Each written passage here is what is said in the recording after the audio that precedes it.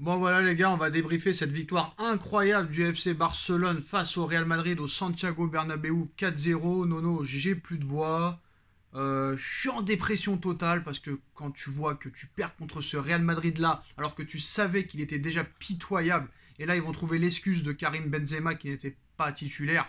Honnêtement, Nono, je vais te dire, je ne sais plus quoi dire, et honnêtement j'ai vraiment honte de ce qui se passe à l'heure actuelle au Paris Saint-Germain. Parce que là, honnêtement, quand tu vois le Real ce soir sombrer comme ça, et quand tu vois qu'un mec comme Laporta, qu'est-ce qu'il a réussi à faire en quelques mois? Te virer Koeman, te virer Griezmann, te virer Lionel Messi, te prendre Traoré, te prendre Ferran Torres, te prendre Aubameyang, et en plus de ça, ces joueurs-là sont décisifs, et que depuis l'arrivée de Xavi, le mec hier, au lieu de te dire on veut se qualifier pour la Ligue des Champions, il a 15 points de retard, il te dit je veux gagner la Liga espagnole.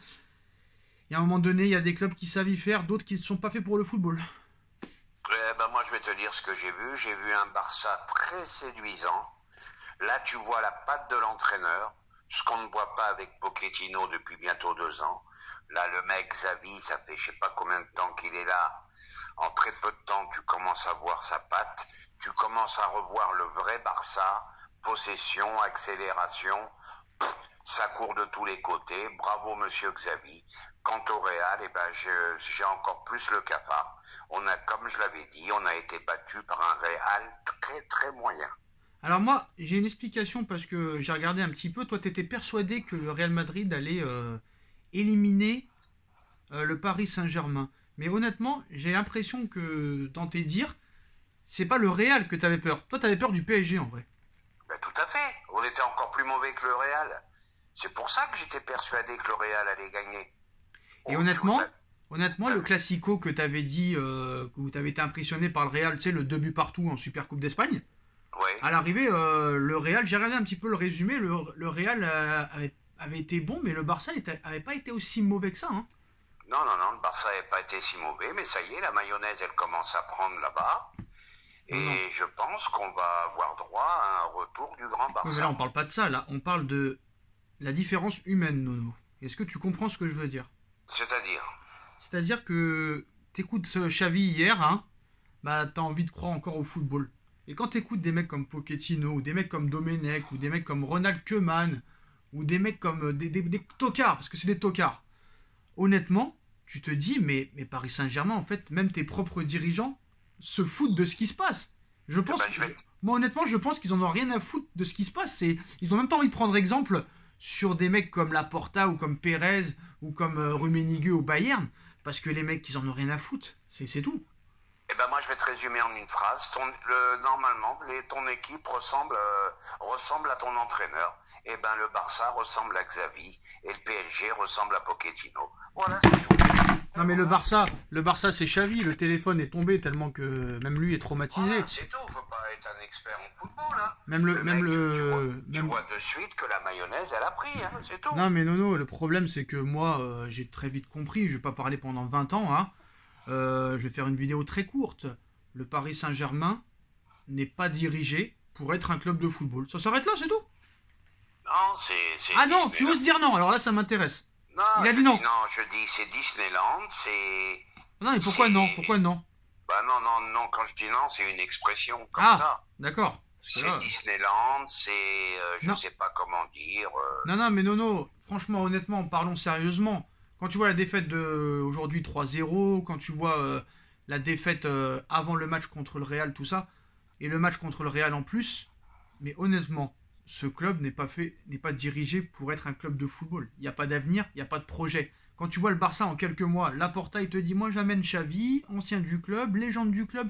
Laporta il est arrivé, Messi tu dégages, Griezmann tu dégages. Le mec en un mois il a réussi à remettre le navire sur la mer alors que Bartomeu l'avait coulé. Paris ça fait 11 ans qu'on a les mêmes dirigeants, ça s'enfonce, ça s'enfonce, ça s'enfonce.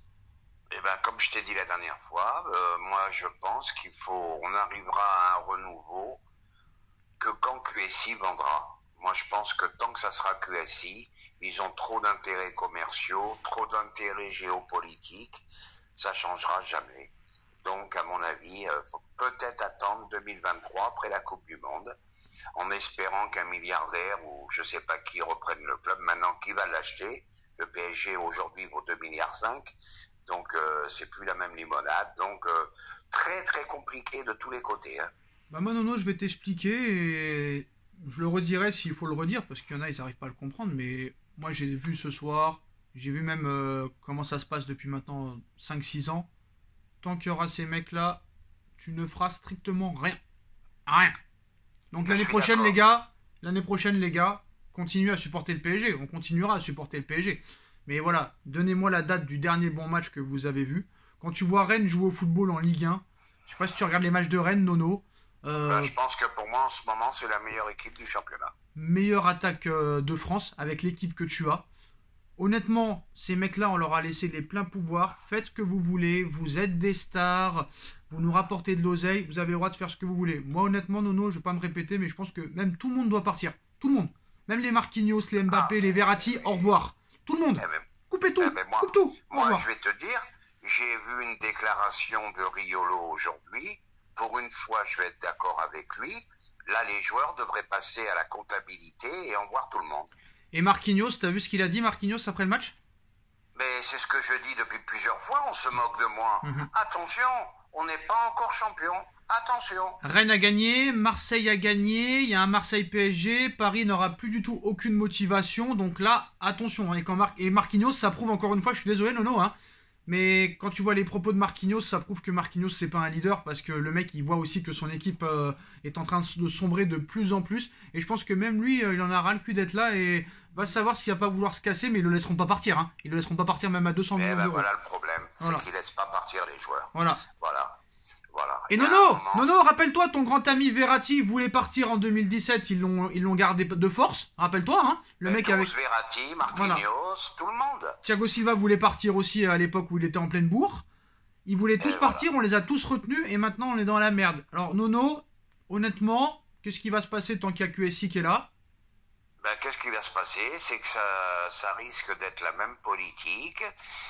Qu'est-ce que ça risque? Ça sera toujours le pouvoir des joueurs. Et puis voilà, ça sera toujours la même sérénade. Et puis voilà.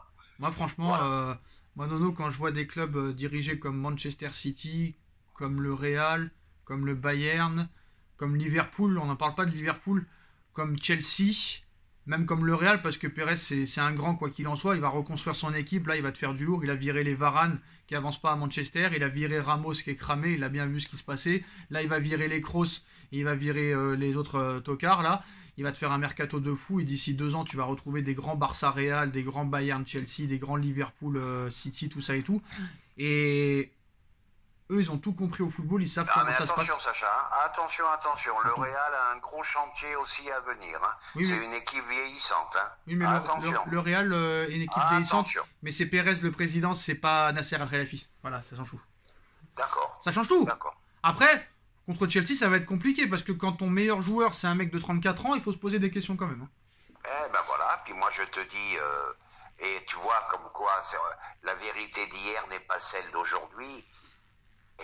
Vinicius, que je mettais à un très très haut niveau, ça fait plusieurs matchs que je le vois sans Benzema. Surestimé. C'est plus le même joueur. Et le problème, c'est que nous tous devons nous remettre en question et arrêter de juger sur un seul match et sur toute une saison, voire plusieurs saisons. Voilà, c'est tout. Par contre, une chose est sûre, avant d'arrêter cette vidéo, une chose est certaine, il faut arrêter, je vais te dire les joueurs avec qui il faut vite arrêter. Ça sert à rien, tu l'as déjà dit. Je l'ai déjà dit, bon, voilà.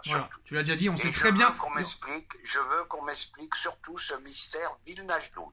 Et il faut que tu m'expliques aussi qu'il a touché moins de ballons que Donnarumma. Voilà, tu te répètes, tu l'as déjà dit tout à l'heure. Moi, ce que je veux que tu m'expliques, et après on finira là-dessus, c'est comment Dembélé en 3 mois a fait plus de choses au Barça qu'en 4 ans, voire 5 ans.